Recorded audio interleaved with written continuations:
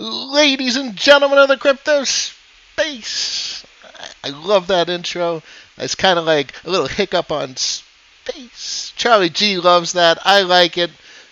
It's good times. That's what it's all about, everybody. September 16th, I promised everyone I'd be back at 6 p.m. with an awesome half hour, 45 minutes, however much of Arlyn's time he wants to contribute and talk and have some fun. I know you all going to have a bunch of questions. You all know how I talk about the Blocknet. It's one of those assets, one of those projects that I hold closely because of what it is from a fundamentals perspective. And you know how we talk about fundamentals on this stream. So without further ado, let me introduce Arlyn. Feel welcome to say a couple of introductories.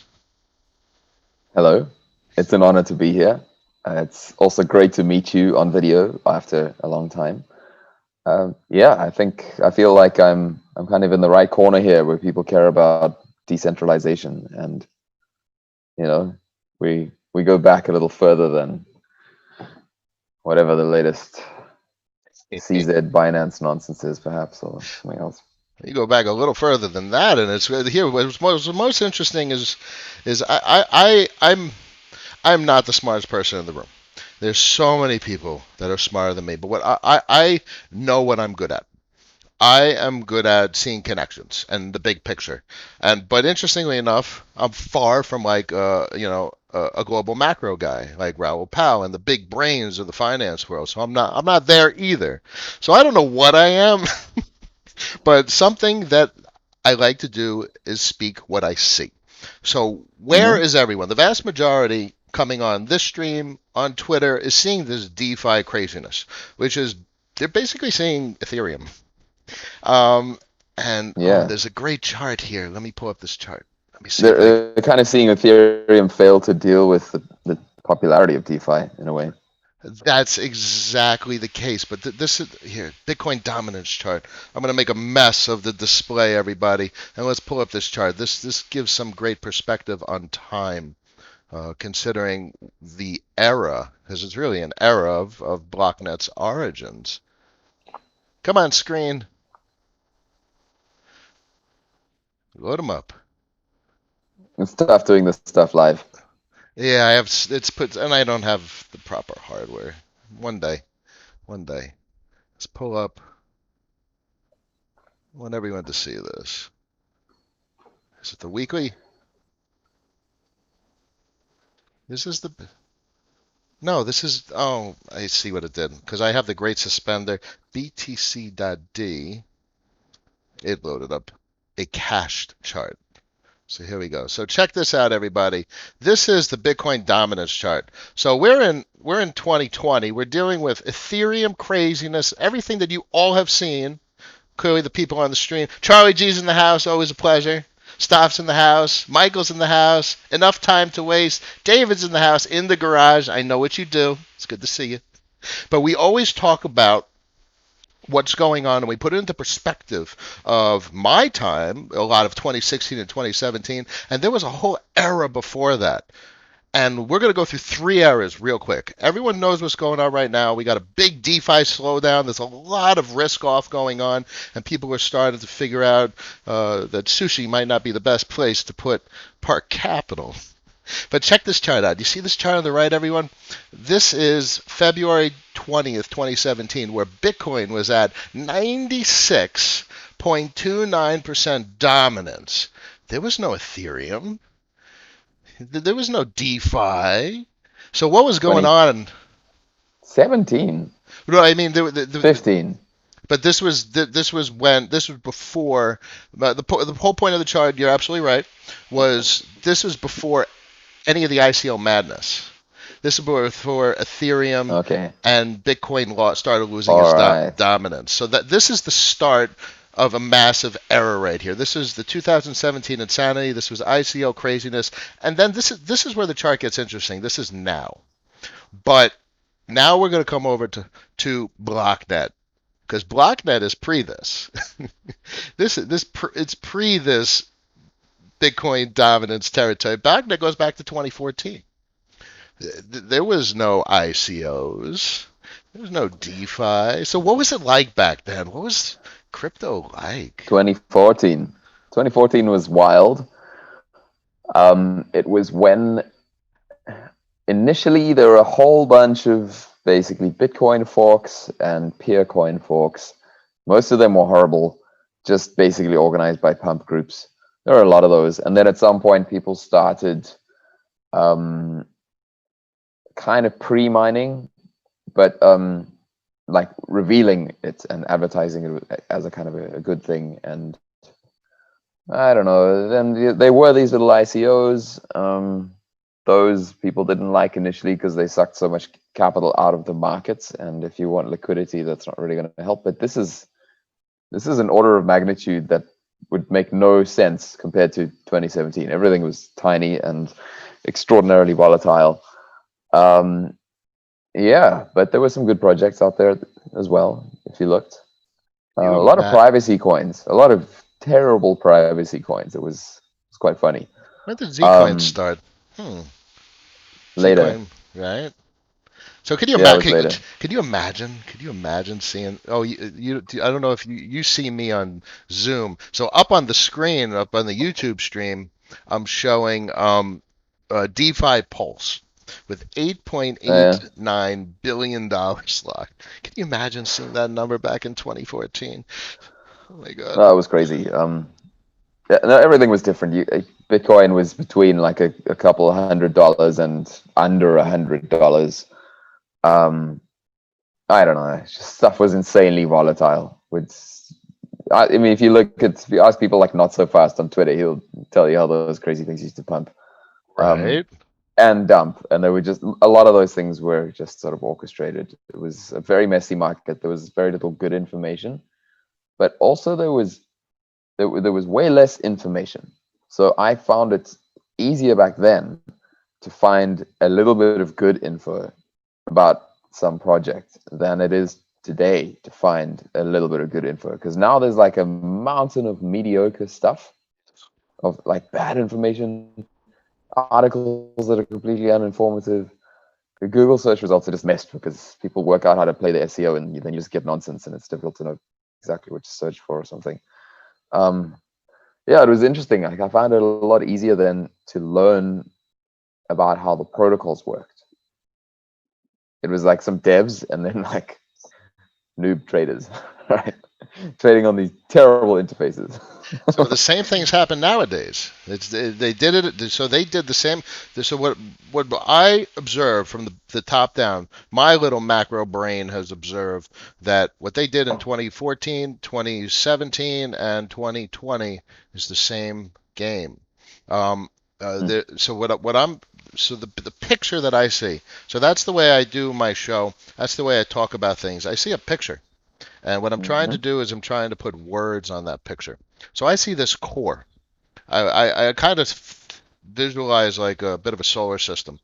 So you have this core solar system. It's actually real. You actually got planets. You got a sun. But then you got this asteroid belt full of trash and garbage and the leftovers and making something that's actually meaningful, an actual functioning solar system.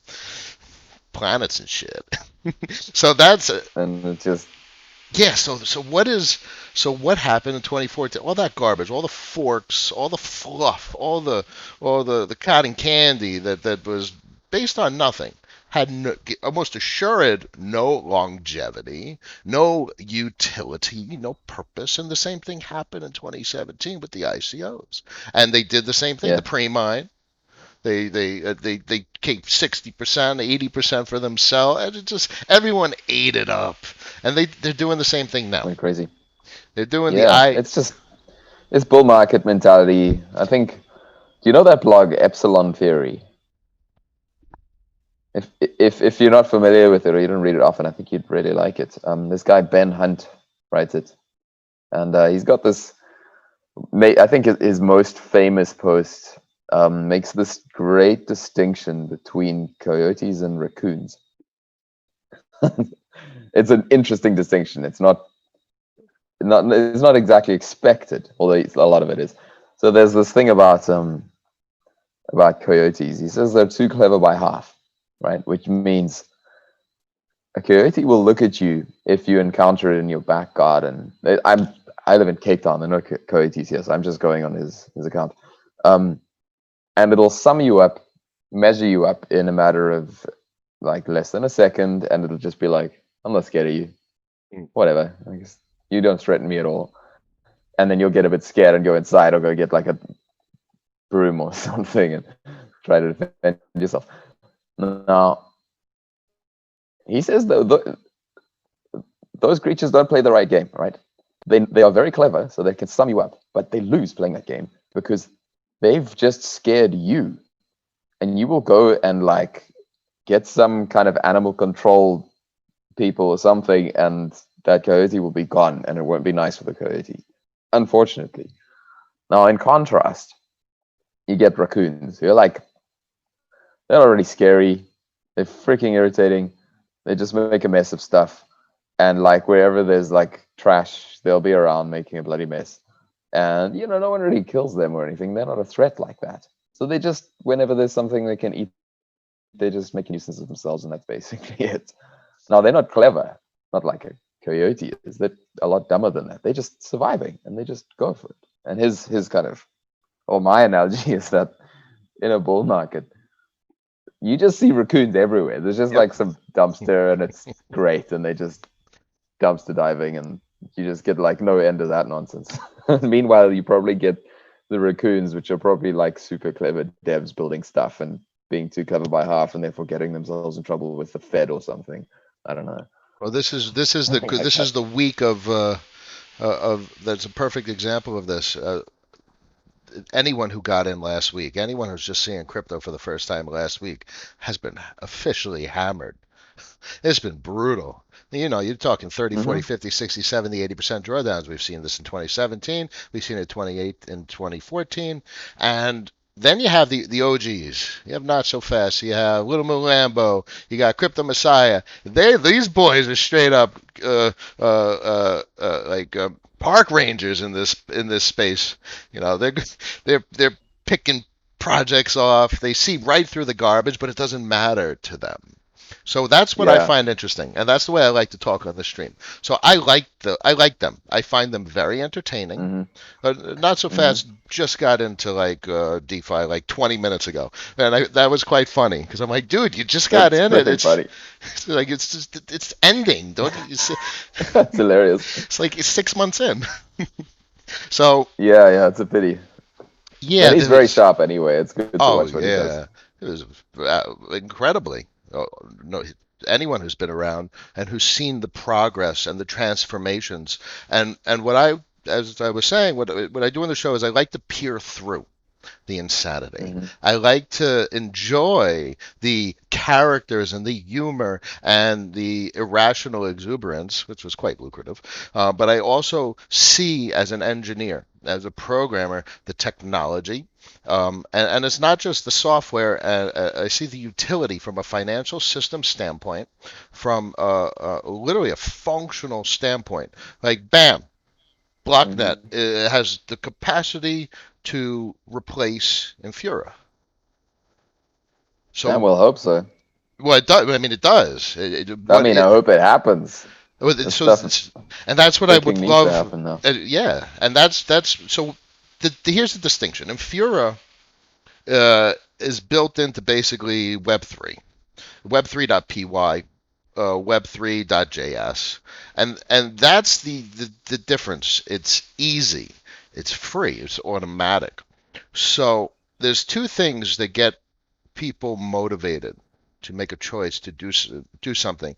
Um, it either needs to be ridiculously easy that they don't even have a choice, and it's just, and that's exactly why Infura is what it is.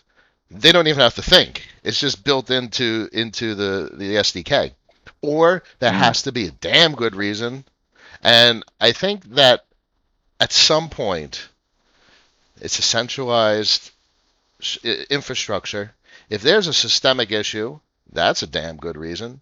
And at Yeah. minimum, it's not hard for these web devs to use Xrouter because it's just a Blocknet daemon. And you, man, you coming from 2014, I'm coming from like 2016, 2017.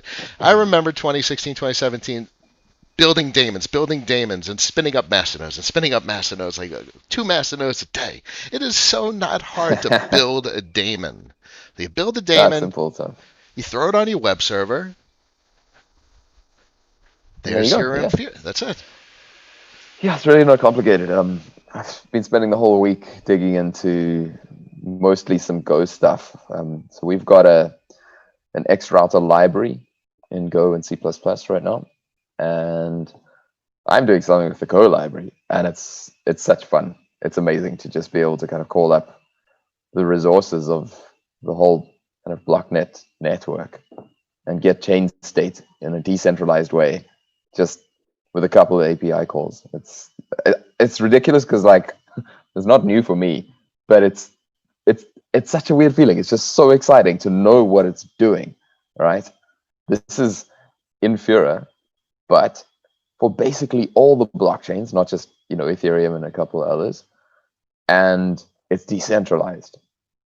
Yeah. I love it. I think it's fantastic, and I hope I hope people catch that. I hope people see what this means.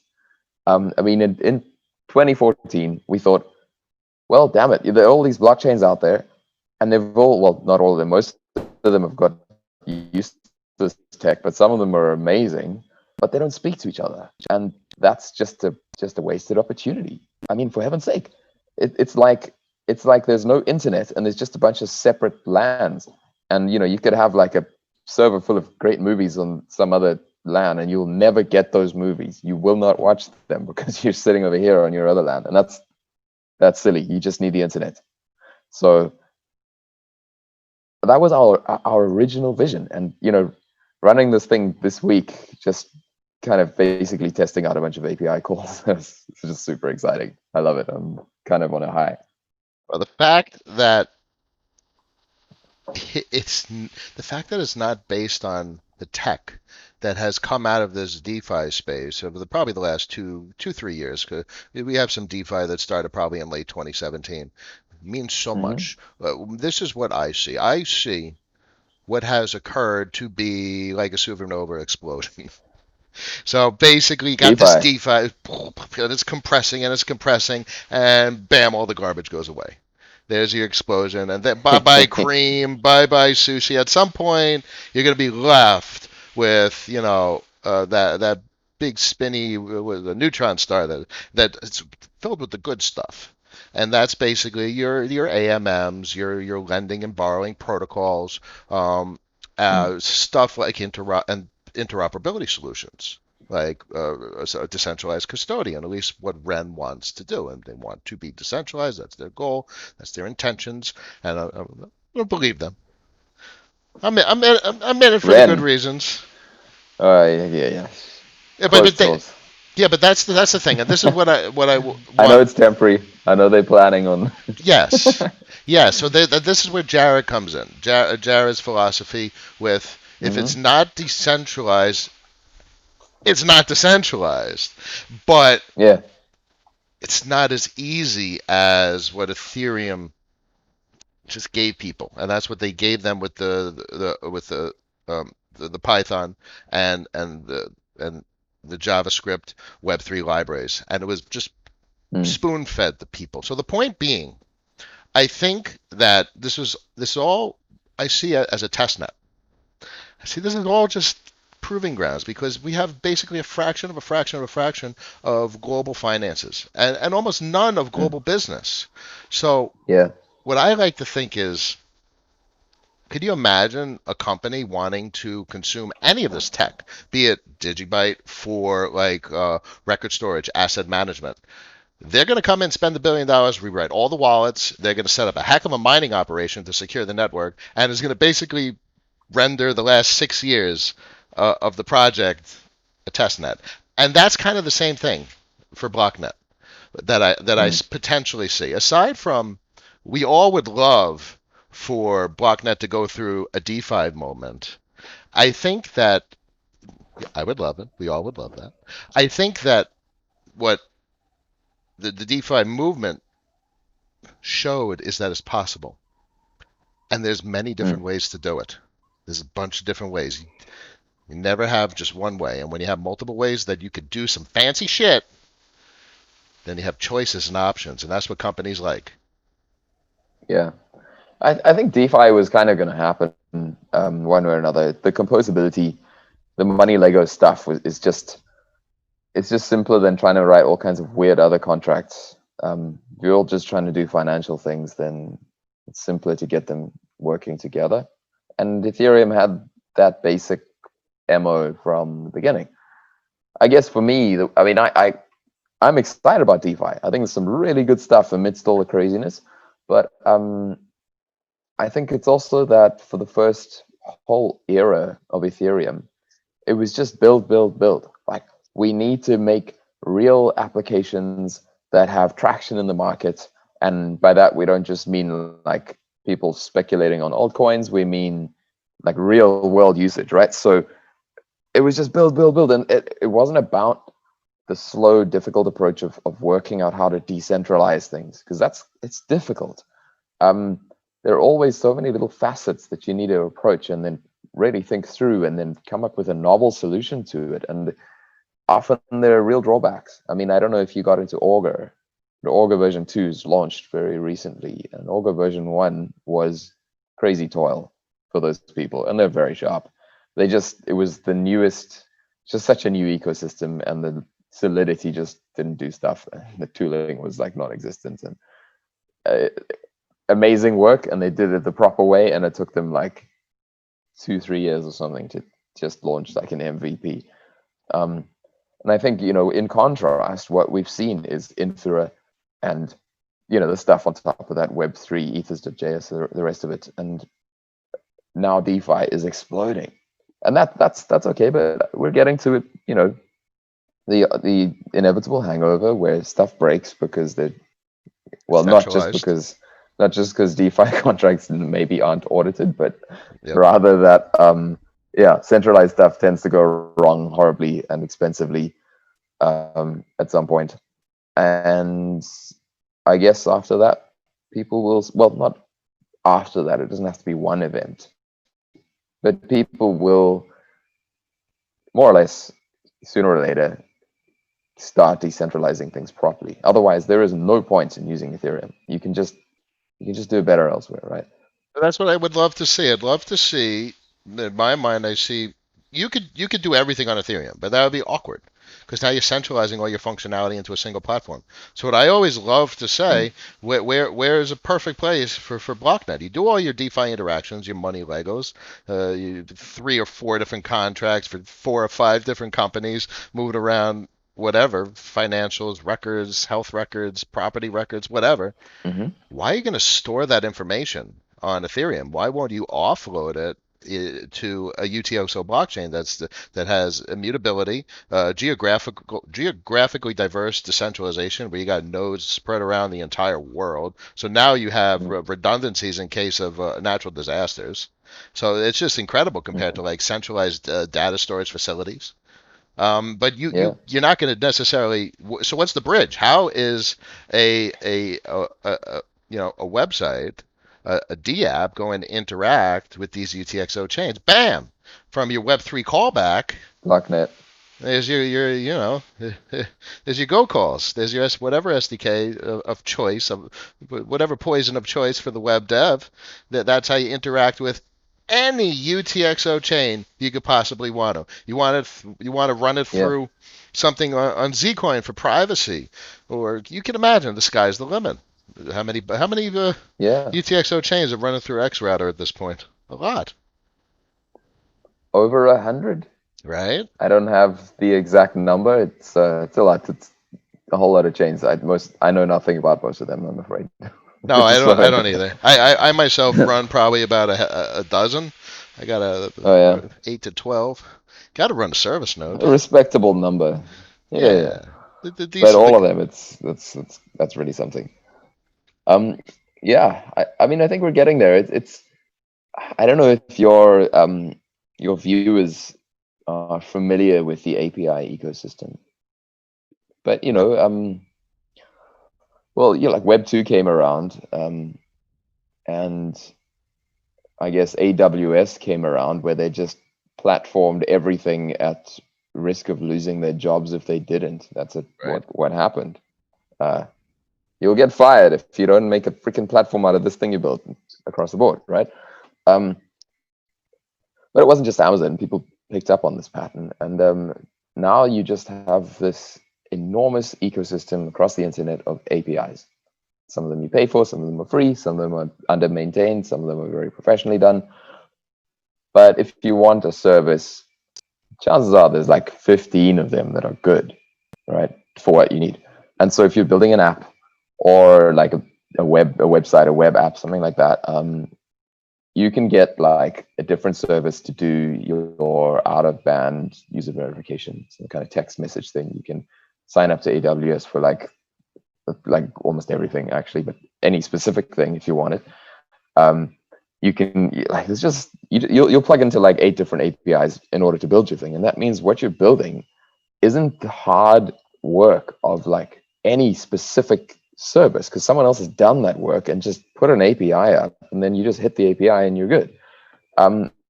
Who in their right mind, for example, would build a payment gateway to accept MasterCard payments, for example, when there are like 16 of them around in your state, and you can just sign up and there you go. You can accept MasterCard, right? It's much easier. So in other words, most apps now are just orchestrations and then a front end on the top, right? Yes. There's like a little bit of logic in the back and it's connecting up to third parties, and maybe it'll have a database, but maybe A a thin little, client. yeah, you don't need to write so much these days. Now, I think it's a no-brainer for that to happen in the blockchain space. Yes. It really makes sense. It makes sense to separate the concerns of those who are hosting like full nodes from those who want to build and just use the tech, right? Imagine you as a dev also have to become like a maintainer of this IT system. Like, it doesn't really work. No. No one's gonna do that. But instead, if you can just have infrastructure out there to gain access to basically every blockchain and just get building, just orchestrate a bunch of services from different chains, and you're good to go. That's what will really, really hit home. That's when blockchains will seriously find some traction. And all that stuff is abstracted away without centralizing it. Then this is what I think. I think that this has all been testnet. Still up and even back until Bitcoin, this is all testnet, man. Nobody's using anything, and people are playing around with DeFi. The only lending that's going on is lending so people could borrow to leverage their position and get and acquire incentives, which is basically manifested tokens, which is initial governance offering, which is the evolution of the initial coin offering. So the point being, Yeah. there's nothing going on. Actually, there is, because you got baseline protocol, you have the Enterprise Ethereum Alliance. There's a lot of corporate work. There's a lot of exciting things, but all of this to me, like even that, is just proof that nothing has happened yet. You know how you know nothing has happened yet? Because the general public doesn't know anything has happened yet. Because when something happens, it's going to be big, and it's not Yeah. going to be trivial. Um, Yeah. and what I like to think that this is an immutable, decentralized blockchain. Uh, it's not going anywhere. It's achieved critical mass decentralization. Service nodes are Hmm. deployable by anybody that wishes to deploy a service node. The Hmm. X router can be configured where people could spin up UTXO daemons and contribute to this decentralized infrastructure. Because so it's chicken and the egg. You got a company that's like, I want to build software. I want to interact with 5 different blockchains. Um, now there's the demand, and now they have to get the other side of it is the infrastructure. So this is Mm. where the chicken and the egg complexity comes in. Um, and this is where the incentives, where IGOs have been very effective. They've been very effective in Mm. incentivizing people to deploy service nodes, metaphorically, because they basically are providing liquidity in the DeFi Yeah. space. So I think that'd be something interesting. How do we trigger that incentive? Listen, in all seriousness, spin up an ICO, and what you do is you do the governance route, initial governance offering. You have a billion tokens, Mm-hmm. and it's for, you're going to give them away. You're not going to raise any Give them away, capital, yeah. so it's not a capital raise. It's not no SEC, and then the market sets the price and does what they want. Well, I don't know, Yeah. something like that. I was just This approach is as old as crypto. I mean, come on, that's how Bitcoin was released, right? It's the same thing. You just don't vote with your Bitcoins. yeah, Although but that's the it whole helps thing. you buy mining power, and then you kind of vote with your rigs. So you know, Of there's course, a relation there. but it's all psychology, and it's not, it's not. In some regards, yes, you have projects nowadays that they're manipulative, meaning they have their own intent. But I like to think that there is there's a higher path, and there's always a potential for good intent. And bad things can be used and done with good intent, and don't necessarily result in bad outcomes. So I like to think at some point an That's true. IGO can be used to effectively bootstrap a very meaningful system, and Hmm. that's just something that has caught my eye lately. Yeah, I guess you never know. It'll be nice, but honestly, I think we're we're in the very earliest days of useful governance, in my view. And I'm not Yes. talking about, say, where like maybe lawyers might come from, where they're thinking of actual coordination problems or scenarios of conflict in normal society. Like sure, real problems should be solved, but I'm just thinking of like the more narrowly definable problems that crypto projects face and how inadequate the governance systems can be to deal Yes. with even these. Um, we're really on the earliest days. So I'm not too optimistic about the kind of the basic mold, and maybe the often copy and pasted mold that a lot of these new governance tokens are going for. It's just a kind of a direct democracy with Oh, so you would very think so? little on top of that. We already have governance. Blocknet, everyone. Blocknet already has Yeah, yeah. governance baked into the protocol. So from a governance asset standpoint, I was thinking more from an incentive perspective, a way to encourage developers to create To with. like build things on top of it. Yeah, And on the contrary, maybe. persons with server infrastructure to participate from a service node or even just a node perspective. Um, Hmm. yeah, I don't know. My mind goes, I would love to see. Well, Mm. we all know what's coming out. Let me put up on the screen for everybody what's coming out really soon, which is the Lite multi wallet, X-Lite. which Xlite. Pardon I come from the old days. Where Uh-huh. is it? I'm trying to pull it up. It's one of these. I use the Great Suspender because my resources get chewed horribly. Oh, it's got to be this one. There you go. All right. It's obviously just a portion of it, and I should be in the beta channel, but I'm swamped. So sorry, guys. But y'all, Oh, yeah, I know. I saw it, but bear you'll in get there. You mind, get there. yes, indeed. So everyone, the X Lite multi-wallet interacts with the X-Router protocol. So you are interacting with a decentralized network of blockchain Service nodes. daemons called service nodes that Yeah. facilitate interaction with other UTXO daemons.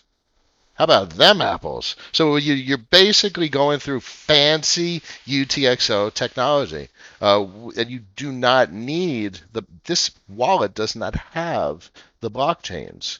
It is able to access data on blockchains to manifest the user interface. This is the epitome of a thin client, a blockchain thin client. And the really important thing about it is you don't need to trust what a service node tells you. The entire point is that it enables you to construct proofs that remove your need to trust the testimony of Trustless. any one service node. So this is the That's complexity. Is it? the whole point. So you guys must be getting frustrated at times with the complexities of oracles, chain link, band. Oracles are really messy, unlikable things. They're very difficult. So are they trustable? Well, they're Questionable? trust laden always. That's the thing about an Oracle. It's such a nasty design space. When Chainlink went big, I just thought, this is not. They're not doing anything new. This is an old problem. People generally shrunk away from this problem for a good reason, which is that it's messy. You're not going to clean the mess up. You just have to swallow it. And I don't know. I just couldn't see why they were doing so very well. I honestly, they haven't solved some amazing. Like they haven't got. I was going to say they haven't solved some amazing problem, but that's not really what I meant. They just haven't found an amazing solution to a messy problem. So, ladies and Just a gentlemen, normal Oracle. this is not a new opinion, and I find the perspective that you come from quite fascinating when you talk about Chainlink, because the vast majority of people seeing Chainlink, oh, it's the number 6 on the top charts, it's the holy grail of cryptocurrency, and I'm like, I appreciate and come from your perspective as well, guys. This is nothing new. So everything that you're seeing that you think is brand new, this is not new. The IGOs and Curve and BAL and Comp, this is not Mm-hmm. brand new. This is the same game that they played back in 2017, just with a new spin on it to bypass the SEC. I tell you what, I know of one really satisfying Oracle that's in production. It's not a general purpose type of thing like Chainlink are trying to do. So don't get your hopes up. But the reporting system in Augur is well worth checking out. That is a good Oracle. That thing works. So keep that in So mind, everybody. yeah, I don't know if you know or are interested in Augur, so I'm not sure I should hop on about it. But Indeed. wow, it's really something. My friend, if you're impressed by it, that is meaningful.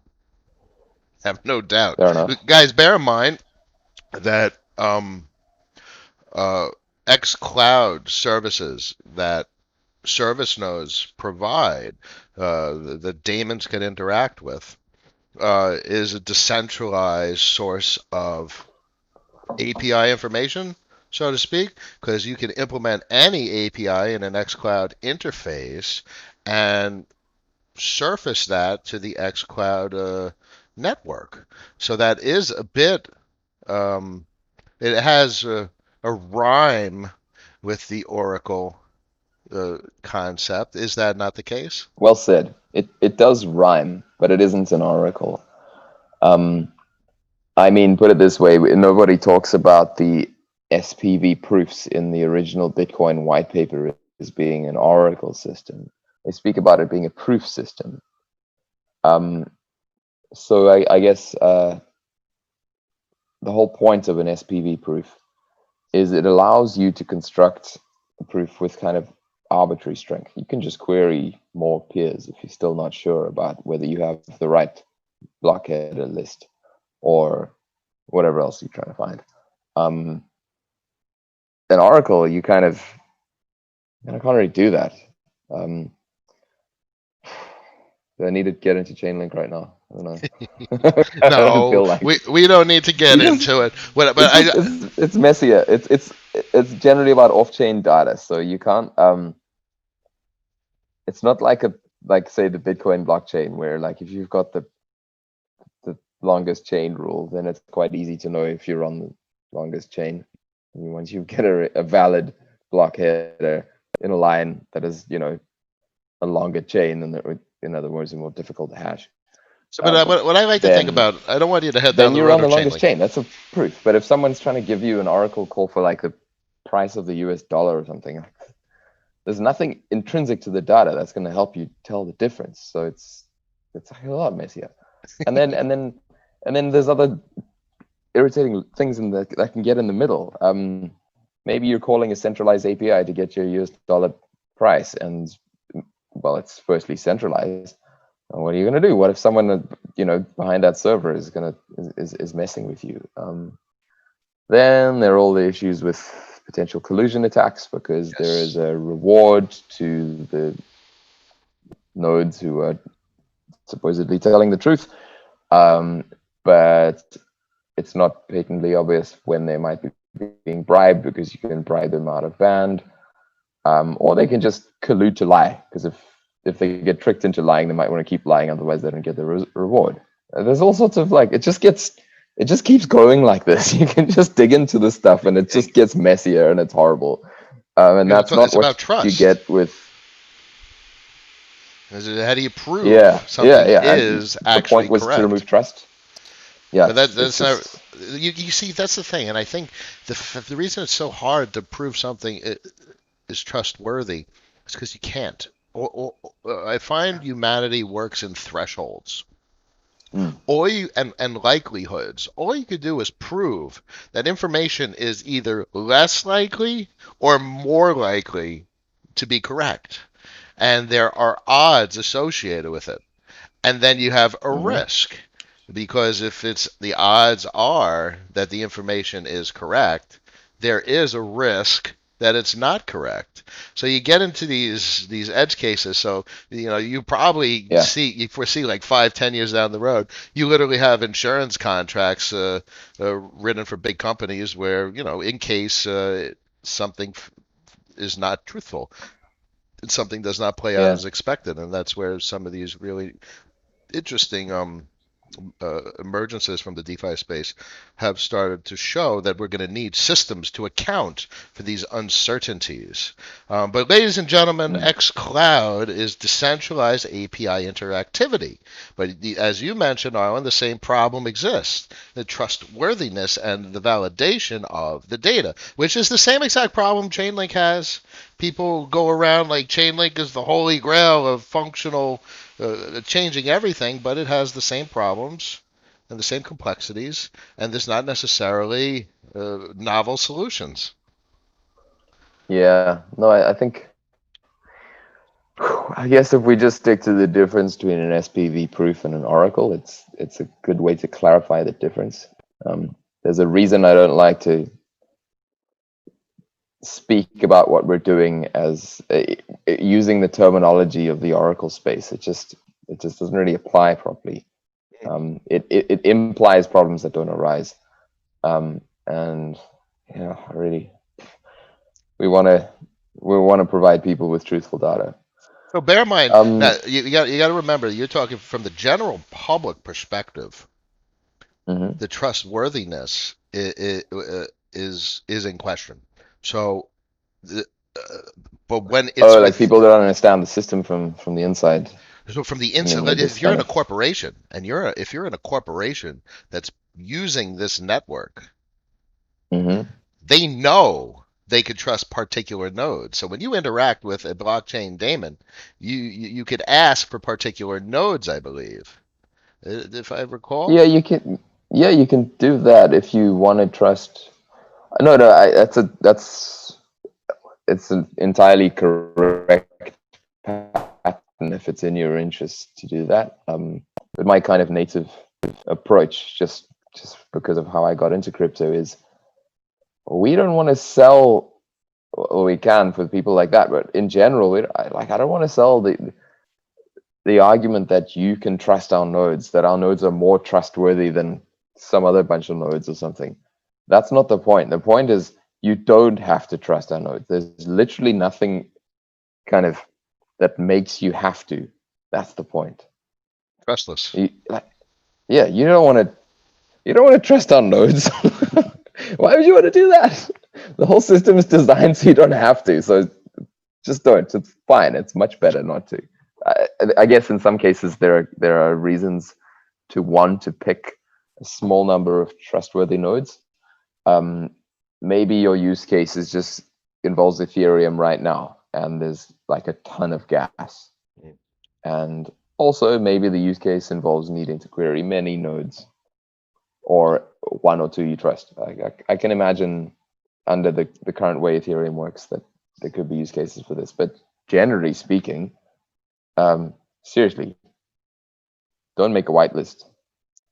Or There's no maybe a need. corporation. So your point is, I love it, and it's very meaningful. But if corporations love to think whitelists.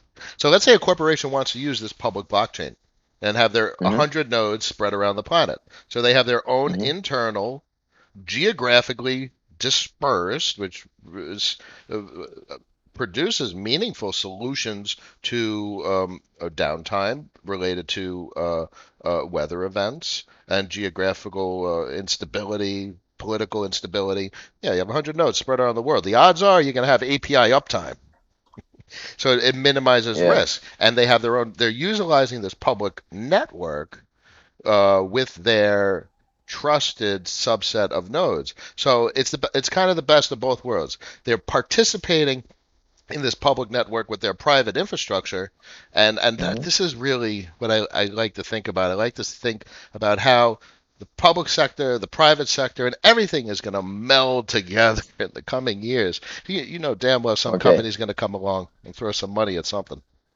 Yeah. Well, I think the scenario you're describing is one of these use cases that hasn't really seen what a blockchain is for. Like, for example, what I mean is if they're trying to use a blockchain for that or some interchain system for that, they haven't really got the point yet. Um, because you don't need a blockchain, you need AWS, Yep. right? You'll do very well with that and it'll be cheaper and faster. Um, but to me, where blockchains come in is when you start wondering whether the data you're getting is truthful. You start wondering whether if it'll stay truthful in an adversarial environment. Um, so, a different example, but it can be extended easily. If I'm trading with some random peer on a public network, could be anybody, I know nothing about their motivations, I'm going to want an atomic swap. I want the swap to be really atomic, so that they cannot get my coins unless I get their coins.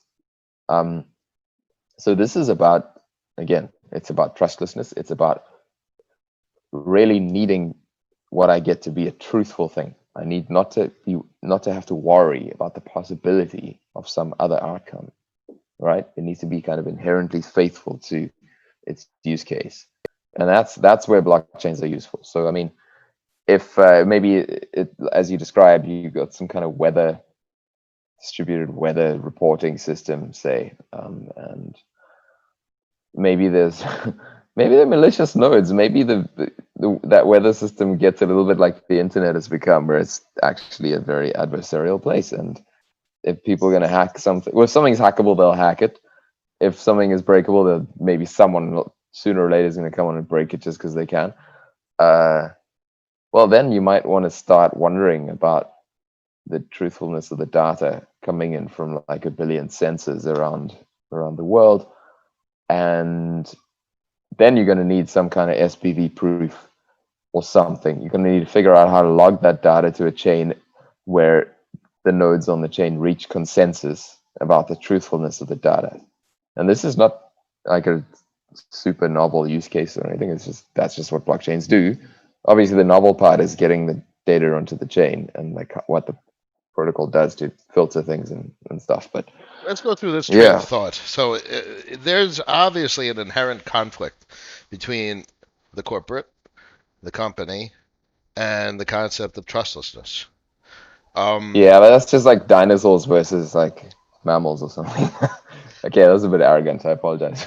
but it's true. It's true. What I mean is, And well, put it this way: like, I mean, if you're working in this corporate thing, and to my shame, I had a job at like essentially a startup that was trying to become a corporate at some point, and the whole mentality there is they want to just solve the problem in the most efficient way, time efficient, cost efficient, really, really simple. And if there's a cost, they just work out what it's likely to be and they charge a fee if they can. And that's totally cool. It offsets fraud if it's a credit card scenario. It's just like simple. It's 3% fee. Don't have to right? worry about it. It's got to just work on average, right? Like they don't Yes. care about trustlessness. Yeah. They're just solving a problem. They'll do it for you, right? It's just different mentality, and it's a mentality that that really isn't sustainable in certain use cases. And for me, at least, what tends to happen is at some point after, if you come from that background, after wrestling with it and finding this blockchain stuff pointless and only useful in like the weirdest use cases, this paradigm shift happens. You just flip it around and you go, oh my gosh, you can do so much cool stuff with this new mentality. You can do business in ways that you like weren't imaginable before. Because now you can sign contracts, maybe in even in a nice automated smart contracty sort of way, but with people who you couldn't normally trust, who you wouldn't be able to do business with because they'd screw you over, right? You can do things in an inherently global way. You can create, uh, let's say, an extremely liquid ecosystem of coins instead of this ridiculous banking system that we have right now. Right. There's a very long list of amazing stuff that you cannot do without this technology. And once you make that flip, then you're thinking in this other blockchainy space. And the two don't really mix. You still have like corporate slash enterprise blockchain people, and I don't know why they're doing what they're doing. Or most of it just is weird. It just looks like they can use AWS Territory. They're fighting. They're protecting their territory, and they can't think outside the mm, box, and they think in terms of numbers and how much it's going to cost, and then they hire outside contractors that have no vested interest in the product that's built, and they only want a paycheck, and they're out of the office at 5 o'clock. oh, you've That's been there. I it's 2 hours ago I was there. All right, all right. No one, Yeah, no one tell anyone. All right, so what you just said, I think, is exactly why DeFi has been so hot. We were talking, you mentioned liquidity, and what do we have? We have tokens, we have assets, and there are solutions that Blocknet provides for this aggregation or interactivity with the blockchains that could potentially facilitate liquidity, no doubt the interoperability, as well as the swappability vis-a-vis atomic swaps. And the X-Lite wallet is a large component of that. And it's very exciting times. yeah. We've been waiting a long time. Listen, it took. I remember the first atomic swaps you guys were posting on Twitter all those years ago, and those were the good old days. And we're not there anymore. It's taken time to get to No, where we are. it's robust now. It took a long time. Wow, it's hard to grow a project. Oh my goodness, you won't believe how much easier it is to find developers this year than it was even last year. Yeah. It's amazing how things have grown. But yeah, things are really speeding up. It's amazing. The the current release of Blockdex is this very pure expression of absolute 100% decentralization. You run your full node on your PC and you trade. And it's beautiful because you can trade from the wallet you're storing your coins at already. You can trade with the full node so that that node does the verification itself and therefore reaches the highest degree of certainty that you're going to get in any of these systems about the state of transactions. Now, obviously, this doesn't work for a lot of people. People are used to, if not nonsense like Binance, they're used to like the way that Ethereum wallets or multi wallets work these days. Where unfortunately, it's there's a server in the back, right? So some people build a nice looking app that is hopefully great to use, and that interacts with probably the Ethereum chain, but maybe a few other chains via a server. And most users don't really discover that, but that's what's happening. And if something gets in the middle, or if the server breaks, or if the team is, or even one person on the team is malicious, then you could have a really, really serious problem. Now,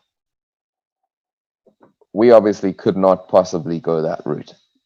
But it's really important for Blockdex that it's easier to use and provides a user experience that people are ready for and are used to. Now, X-Lite is the major step toward this, right? Instead of downloading a whole bunch of chains, you download X-Lite, you run Blockdex, and you trade. fantastic. This, in principle, is super easy to turn into a mobile app because it just doesn't have this huge footprint. It doesn't have these long setup times. It doesn't need to sync up a chain. It can just basically run. Now, I don't want to shill too hard. Xlite is huge, and you should test it. You especially, because you haven't yet. I know you're busy. I know it's fine, but get in there. It looks amazing. It's a super cool piece of tech. It's a properly decentralized multi-wallet. So store your stuff on there. Well, not now. It's in beta, but do it. Do it when it's out.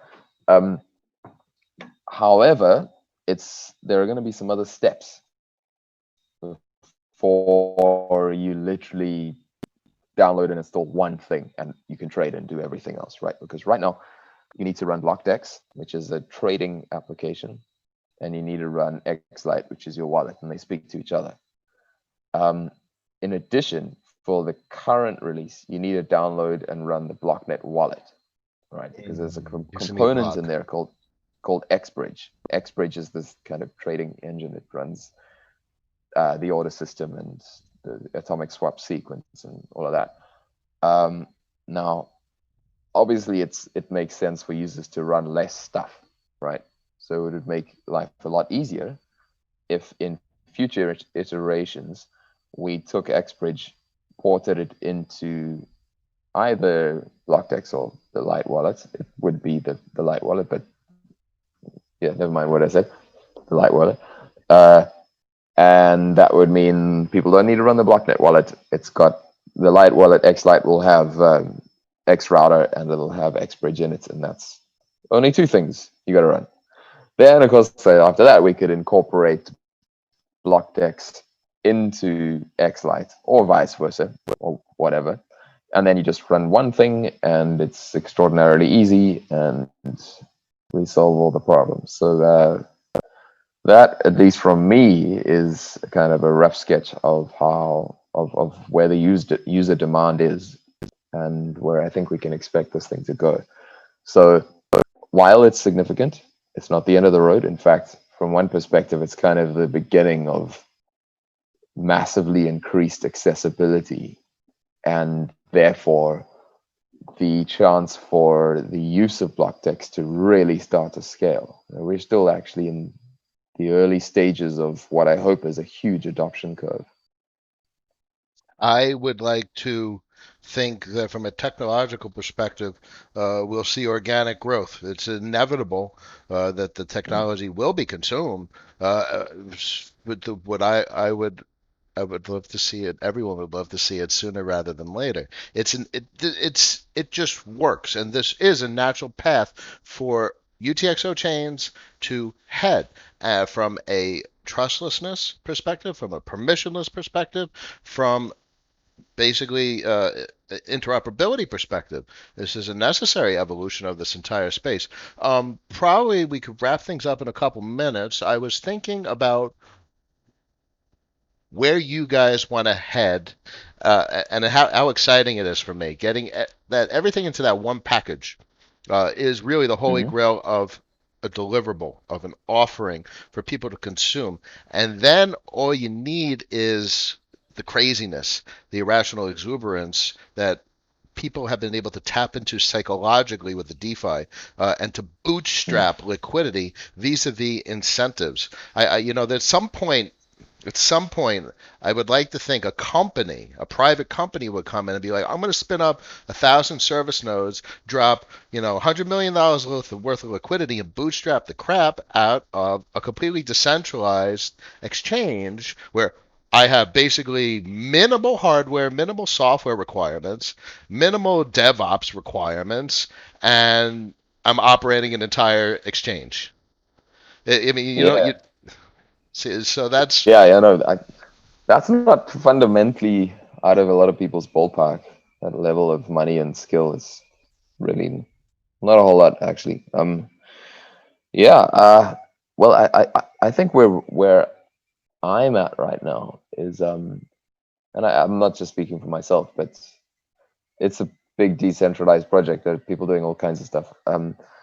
But I'm super excited about the ability for developers to just use a library in a DApp. Right? We're getting there like only now. It's an old project, but it's really the infrastructure to power X-Router Go, X-Router, sorry, United States. These things vary. It's yeah, it took a lot, but right now it's incredible that we're in this place where you can go to GitHub, you can get that library, and you can build a thing. It's like Ethers JS. You just plug it into your website or DApp or whatever you want, and Oh you've my got all these goodness. amazing capabilities. I And mean, that's what this devs, is that's this is it. where things are exciting to me. Like, I mean, we're using it in Xlite, and it's going to get used all over the place. To me, this is how the Blocknet could really scale in a kind of an AWS sort of way, with of course the distinction that AWS is a company and Blocknet is a peer-to-peer network. But I mean scaling in terms of the use of what we've built. Um, I would be so freaking excited, and I will be, the first time I see some kind of MetaMask like thing running in a browser or shipping with a browser that allows you to do X router stuff from a web page hosted on IPFS, and governed by a governance token. Like, this is just around the corner, and I absolutely cannot wait for it. It's I've going been to be excited for a freaking long cool. time. I'm with you, man. Yeah, I mean, imagine like stuff that'll feel really simple and effortless to users, like maybe you're yield farming, since that's what so many people want to do right now, Mm. and you just use your actual BTC in some pool, right? You're on a site, Xrad is running there, and you basically lock your BTC, and it gets added to a pool via some effortless background tokenization mechanism, and the pool's on a different chain to Bitcoin, of course, and it all just works. Interchain DeFi is kind of, but we're really not very far away from that. That Oh, we're stuff is so coming. close. I mean, with the Cosmos IBC into blockchain communication, and you got Polkadot is doing some crazy stuff.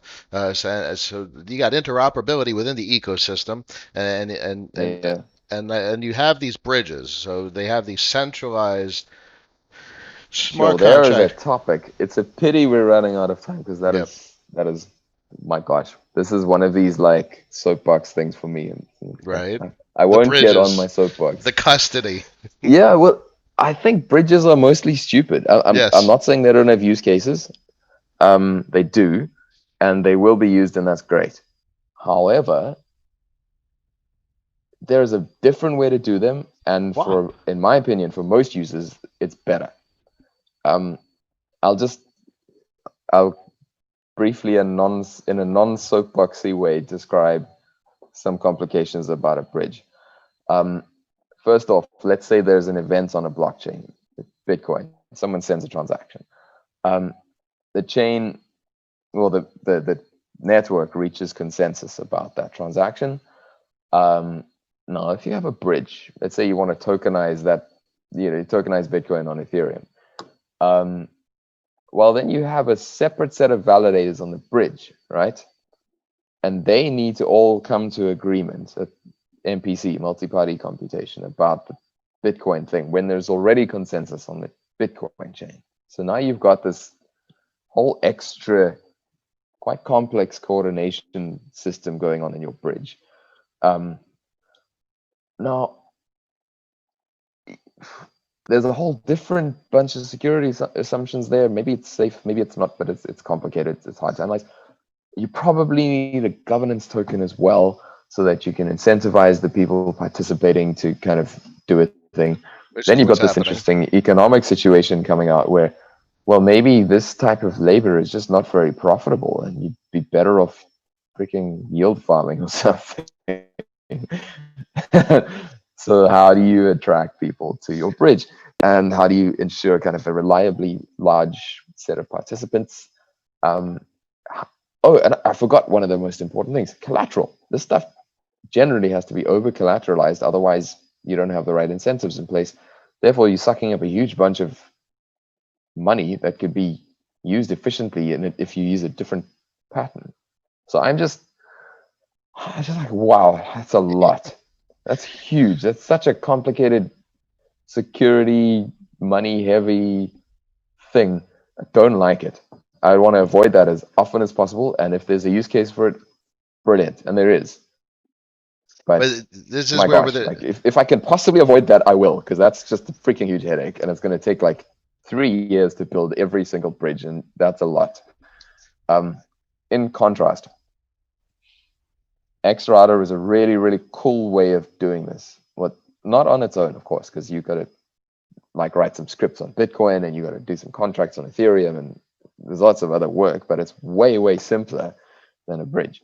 For example, if I lock Bitcoin, like on the Bitcoin chain, right? There's a whole bunch of time locks. It's one of the nicest things about ah, Bitcoin, that's a good right? I point. can lock a coin. I can then get Xrooter to relay an SPV proof to some other peers, right? Whoever wants to know, they can prove to themselves that those coins are locked. Excuse me, drop my pen. Then you got to do another little thing, which is a bit more complicated, especially with gas right now, to put that proof on chain. But once you've got it on chain, all the contracts can read off that proof. Now, what have you done? You've just made a system that doesn't need collateral. You made a system that doesn't need like a special multi-party computation in the middle. You've just got this really lean thing, which is using the consensus already reached on Bitcoin to lock the coins, and then an SPV proof to put that state, to testify to that state on Ethereum. That's better than a bridge. You don't have to spend 3 years building that thing, and it'll work better. It's capital efficient. So I mean, for heaven's sake, like this to me is the interchain. This is where things will go. The more people figure this pattern out, the more people get into the Xrouter libraries and go, oh my gosh, we can just do this. This isn't even hard. Like we're not going to freaking build IBC for like every different use case we can think of. We've got the interchain already. It's just a simple thing, actually. It's not, well, I shouldn't say it's simple, but it's a lot simpler than a bridge. Ladies and gentlemen, this is what I've been talking about for however many episodes. I've made your ears ring with my yelling and screaming about what is real and meaningful tech. The Blocknet has been something I've been involved with for it's got to be 2017 at this point. You guys were running Mastinos, little dash fork action at one point. Nowadays it's staking. Service Hear node is that? just yeah. So it's an evolution, a transition, and the project is about to start simplifying things. You know why you're simplifying things? And it's because we're seeing with all this experimentation what's going on. The people have chosen what they need, what they want. We're seeing what people want and what people need, and that's how we take things to the next level because we cater to literally what people want and people need. And Yeah. that's how you catch a wave. That's how you catch a fad. And as I like to tell almost anyone I talk to, if Ethereum's a river and there's a $9 billion raging river, there's nothing wrong with building a Blocknet raft and throwing that raft in the river. You want to float in the river. You don't want to run along stream like, hold on, river. I'm going to catch you. I'm going to catch you. No, you got to float in the river. So you want some of that $9 billion. And that's what I like I think is a great thought exercise. And that's exactly what Binance did. They're ripping off, and Tron is ripping off money left and right from Ethereum.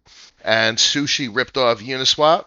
So you don't have to build a dam like Binance. You don't have to fork a river and just now start diverting water, but a good, honest raft to float in the river. It's a good way to take things to the next level. Yeah. But Um, okay, ladies and gentlemen, I am not looking through all of your comments. You have commented so much. We've been having this wonderful conversation, and I cannot catch up on any of these comments. So I love it. I love the interactivity. Hit me up tomorrow in the stream. We'll talk about anything that's on your mind. Questions about Blocknet. Questions about everything. We're going to put the big puzzle pieces together because that's what we do. Arlyn, I love it. What can I say? It's an absolute pleasure and an honor for you to join me. This is not trivial. This is big stuff, and I think that this technology is so meaningful in a macro, big picture puzzle piece kind of way. And it's a pleasure and an honor for you to be here. Thank you, Noah. It's been really great. Lovely to chat. Oh, it's wonderful. I will check back in. I will say hi, and as I tell everyone, I will annoy the crap out of you to get you on at sometime in the future. Super. Looking forward to it. Thank you. Always a pleasure. Cheers, everybody. Goodbye. All right. We Super. That was great.